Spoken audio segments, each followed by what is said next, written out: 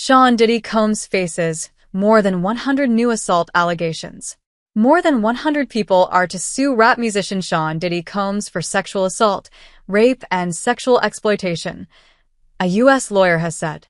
Texas-based lawyer Tony Buzbee said that some of the alleged victims include minors who were abused when they were as young as 9 years old. This is an important matter that we intend to aggressively pursue, Mr. Buzbee told reporters. Erica Wolf, a lawyer representing Mr. Combs, said the rapper emphatically and categorically denies the allegations, saying they are false and defamatory. Speaking at a news conference on Tuesday, Mr. Buzbee said he and his team will leave no stone unturned to find potentially liable parties in the alleged abuse or any individual or entity who participated in or benefited from this egregious behavior.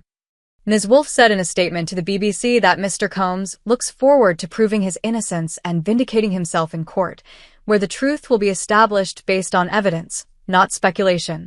The legal action is the latest against Mr. Combs. Mr. Combs was arrested last month and is facing criminal charges of racketeering and sex trafficking. He is currently in federal custody after he was denied bail, which he is appealing. He has denied all allegations of criminal wrongdoing. According to Mr. Buzbee, who is licensed to practice law in Texas and New York, the total number of alleged victims he is representing is 120, with half of them being men and the other half women who hail from more than 25 states across the U.S.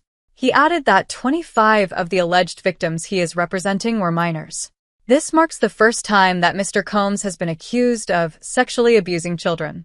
The allegations span between 1991 to as recently as this year, with the incidents taking place in Los Angeles, New York, and Miami, Mr. Buzbee said.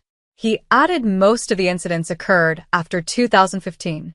Most of the plaintiffs, he said, alleged they were date-raped after parties hosted by Mr. Combs that were held at well-known venues, as well as private residences and hotels.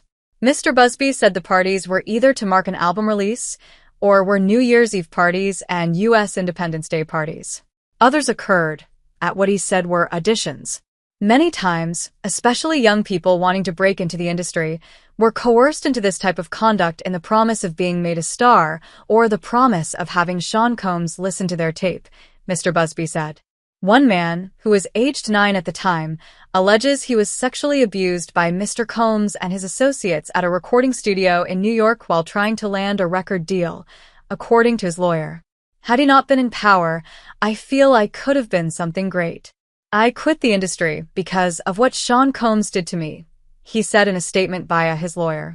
Another man, who was also a minor at the time, alleged he was told by Mr. Combs he would be made a star, but he first needed to visit the rapper alone without his parents. Once in a private area, his lawyer claimed Mr. Combs then requested the boy perform oral sex on him.